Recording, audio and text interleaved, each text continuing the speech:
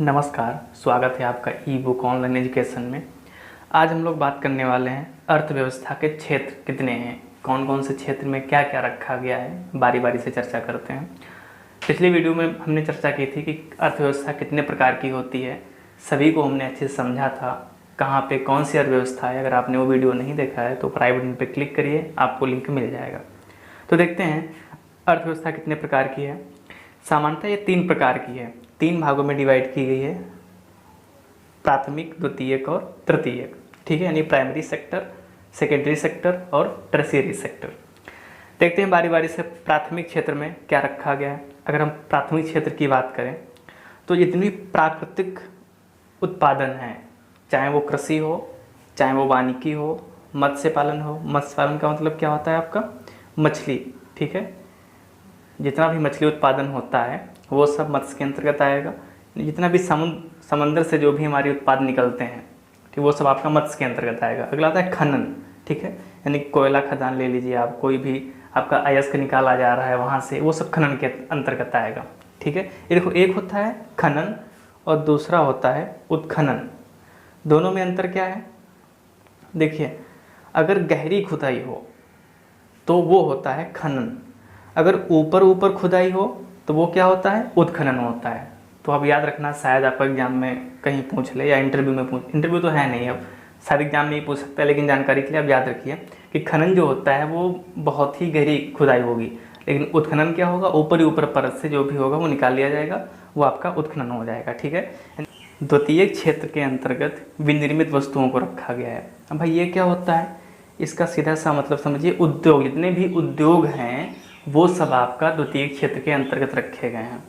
ठीक है, अब थोड़ा सा देखते हैं कि ये विनिर्मित क्या होता है और निर्मित क्या होता है, थोड़ा समझते हैं इस चीज़ को।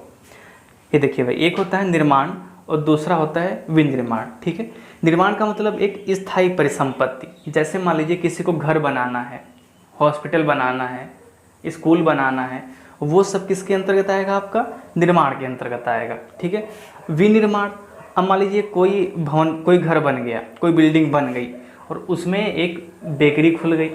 ठीक है, तो उसमें क्या, ब्रेड बनने लगे ना, कपड़ा का मशीन लगा दिया गया, उसमें कपड़ा बनने लगा, तो वहाँ से क्या, यानी कि पहले विनिर्माण हो चुका है कुछ और उसके अंदर कुछ प्रोडक्ट बन रहा है, तो वो सभी चीज़ें किसके अंतर्गत आएंगी, आपकी विनिर्माण के अंतर्गत आएंगी। यानी कि जो कुछ भी बनता है आपका, लगा करके आपका चप्पल से हवाई जहाज तक, वो किसके अंतर्गत आएगा, विनिर्माण के अंतर्गत आएगा आपका।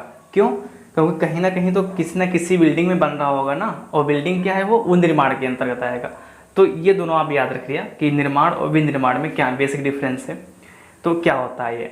तो द्वितीय क्षेत्र में किसको रखा गया है, विनिर्मित वस्तुओं को रखा गया। अब इसके अंतर्गत जितने भी उद्योग हों, चाहे वो छोटे हों, बड़े हों या मध्यम हों, वो सभी आएंगे आपके, यानी हवाई चप्पल से लेकर के हवाई जहाज़ तक आपका विनिर्माण के अंतर्गत आएगा। ठीक है, अब देखते हैं तृतीय क्षेत्र। तृतीय क्षेत्र में क्या रखा गया है, इसमें क्या है, प्राथमिक और द्वितीय क्षेत्र को सेवाएं प्रदान करने के लिए। अब सेवाएं कैसे, जितने भी सेवा क्षेत्र, चाहे वो बैंक हो, बीमा हो, कुछ इधर से उधर सामान ले जाना हो, परिवहन, यानी कि सीधा सा बोले तो परिवहन हो, वो सब इसके अंतर्गत रखा गया है। यानी जहाँ पे जितनी भी जॉब मिलती हैं वो सब आपका इसके अंतर्गत आ गया। अब इसको हम तीनों क्षेत्रों को एक एग्जाम्पल से समझते हैं कि याद कैसे रख पाएंगे इसको। ठीक है, चलिए देखते हैं। अब मान लीजिए कोई किसान है, ठीक है, तो किसान ने क्या किया, पहले फसल उगाई और फसल उगाने के बाद जब उसकी फसल पक गई, मंडी में ले गया और मंडी में उसने फसल बेची।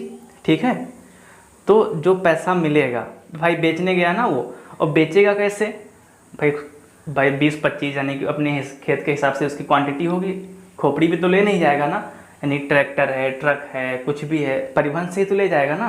अब किसी चीज़ से मान लो ले गया, ये परिवहन से ले गया यहाँ से, और जाकर कहाँ बेचा उसने, मंडी में बेच दिया, और मंडी से जो पैसे मिले उसने कहाँ जमा कर दिए, बैंक में जमा कर दिए। देख, इसी एग्जाम्पल में आपके तीनों सेक्टर आ गए, यानी कि फसल होगी, इसका मतलब क्या हुआ, कृषि हुई, कृषि का मतलब प्राथमिक क्षेत्र, और परिवहन से अनाज मंडी को ले गया, अब परिवहन से ले गया, परिवहन का मतलब क्या हुआ, द्वितीय क्षेत्र, वहाँ से जो पैसा मिला वो बैंक में जमा किया, और बैंक का मतलब क्या हुआ, तृतीय क्षेत्र, क्योंकि बैंक की जो भी हमारी सेवाएं देती हैं वो तृतीय क्षेत्र के अंतर्गत आती है। तो इस तरीके से आप जो है अर्थव्यवस्था के तीनों क्षेत्र को याद रख सकते हो। ठीक है। अगला महत्वपूर्ण आता है आपका कोर सेक्टर, कोर क्षेत्र। ये भाई क्या होता है? कोर क्षेत्र वो होता है जिसके बिना कोई भी सेक्टर नहीं चल सकता, यानी कि अगर ये कोर सेक्टर ना हो तो कोई भी उद्योग आगे नहीं बढ़ सकता, ठीक, कोई भी अर्थव्यवस्था आगे नहीं बढ़ सकती, चाहे किसी भी देश की हो। और भारत में इसके अंतर्गत 8 क्षेत्रों को रखा गया है। मोस्ट इम्पॉर्टेंट है, अब ये कई बार पूछा गया है कि भारतीय अर्थव्यवस्था में कोर सेक्टर कितने हैं, कोर उद्योग, कोर क्षेत्र, कुछ भी कह लीजिए कि कितने हैं। उनकी संख्या 8 है और उन 8 को जो है आप अच्छे से आपको रट्टा मारना पड़ेगा कि कौन कौन से ये कोर सेक्टर हैं। पहला आपका कोयला क्षेत्र। अगर कोयला भाई नहीं होगा तो बिजली कहाँ से बनेगी? कुछ ट्रेनें हैं कोयला से, वो चलती हैं, वो कैसे चलेंगी? तो बहुत सारी ऐसी चीज़ें हैं तो बिना कोयले के संभव नहीं है। अगला कच्चा तेल। भाई जब कच्चा तेल नहीं आएगा उसके बाद पेट्रोलियम नहीं बनेगा, पेट्रोलियम नहीं बनेगा तो कई सारे इंजन हैं, कंपनियां हैं, या आज का जो व्हीकल्स है यानी मोटरसाइकिल, कार, ट्रक, ये सब कुछ नहीं चलेगा। प्राकृतिक गैस। अब प्राकृतिक गैस ये नहीं है तो सीधी सी बात है जितनी भी गैस से संबंधित आपके फर्म होंगे वो नहीं चल पाएंगे। अगला रिफाइनरी उत्पाद।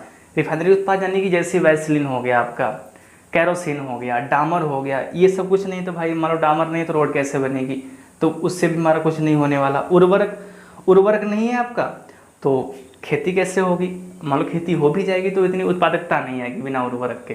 क्या बिना उर्वरक के भी खेती होती थी लेकिन इतनी उत्पादकता नहीं थी। जैसे ही हमारी हरित क्रांति आई, ठीक है, उसके बाद से अब हरित क्रांति क्या थी आपकी? उर्वरकों का यूज करना ही तो था। कुछ अच्छे तरीके से बीज ले आए, उर्वरक ले आए, वहाँ पे यूज करने लगे।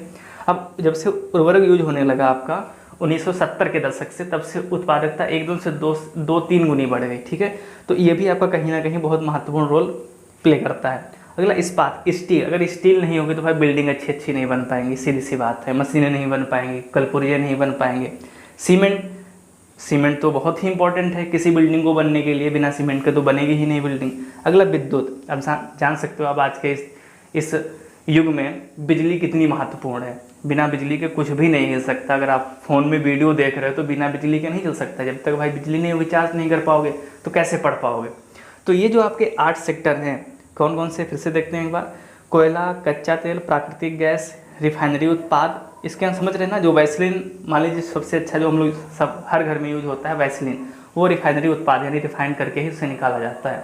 डामर भी निकाला जाता है, कैरोसिन भी निकाला जाता है, डीजल, पेट्रोल, गैस सब यहीं से आपका निकाला जाता है, ठीक है। अगला उर्वरक, इस्पात, सीमेंट और विद्युत। ये आपके 8 कोर सेक्टर हैं, इनको अच्छे से याद करना। हो सकता है देखो यहाँ से क्वेश्चन कितने तरीके से बनेगा। सबसे पहले पूछेगा सिंपल सा, अगर पूछेगा कि कितने कोर सेक्टर हैं, आपको आराम से 8 मार के आगे बढ़ जाना है। अगर और थोड़ा सा टफ बनाएगा, इसमें से आप देखो चूज करवाएगा तो चूज करना है, इसमें से 3 आपको दे देगा। कौन कौन से हैं? 1 2 3, 2 3 4, 1 3 4, इस तरीके से देगा। या आपको 3 कुछ और रख देगा, 1 इसमें से रख देगा, या फिर 3 इनमें से रख देगा, बोलेगा इनमें से कौन सा कोर सेक्टर नहीं है। तो किसी भी तरीके से क्वेश्चन पूछे तो आप उसके लिए तैयार रहना, वेल प्रिपेयर्ड रहना, कोई भी क्वेश्चन छोड़ना नहीं आगे, ठीक है। और आपके जो आने वाले एग्जाम के लिए बहुत इंपॉर्टेंट है। तो एक बार से समरी करते हैं लेक्चर की, क्या क्या इसमें था। हमने बताया था कि अर्थव्यवस्था के क्षेत्र नंबर कितने हैं इसमें, प्राथमिक, द्वितीयक, यानी 3 क्षेत्रों में बांटा गया है। उसके बाद में प्राथमिक क्षेत्र में कौन कौन से आया आपका? कृषि, वानिकी, यानी कि जितने प्राकृतिक क्षेत्र हैं, जो भी हमें प्रकृति से मिलता है वो सब प्राथमिक क्षेत्र के अंतर्गत रख दिया गया। द्वितीयक में क्या है? जो भी विनिर्मित वस्तु में है, यानी कि कहीं ना कहीं से प्रोडक्ट बन रहा है वो, यानी अगर सीधी आसान भाषा में कहें तो जितने भी उद्योग हैं वो आपके द्वितीय क्षेत्र में रख दिए गए। तृतीयक में सभी सेवाएं रख दी गई, ठीक है। तृतीय क्षेत्र में क्या रख दिया गया आपका? जितनी भी सेवाएं हैं वो तृतीय क्षेत्र के अंतर्गत डाल दी गई। यहाँ पे एक छोटा सा डिफरेंस था निर्माण और विनिर्माण में, उम्मीद है आप लोग समझ गए होंगे। अगला तृतीय क्षेत्र यहाँ पे हो गया। अब अगला लास्ट में हमने क्या बताया? Core sector. कोर सेक्टर कितने हैं आपके भारत में? कोर सेक्टर की संख्या 8 है। कौन कौन से हैं?